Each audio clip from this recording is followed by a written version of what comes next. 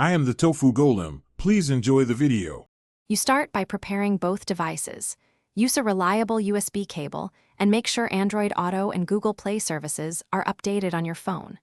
Plug one end into your phone and keep the other ready for the Slavia's USB port.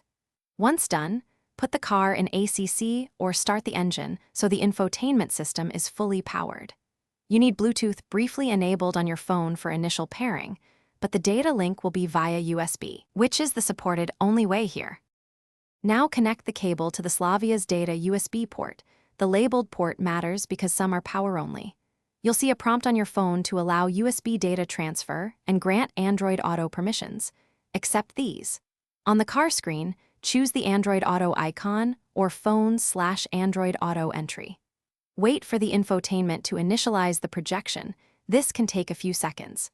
Make sure Do Not Disturb is off if notifications are blocked, and keep the phone unlocked. Finally, verify Android Auto is fully functional.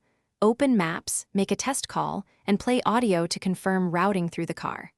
If something goes wrong, the most common fix is swapping to a certified data cable or rebooting your phone and the car's infotainment.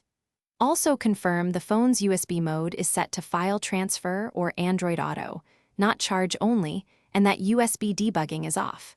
If persistent, remove previous pairings and repeat the authorization steps. This resets the handshake and usually resolves issues.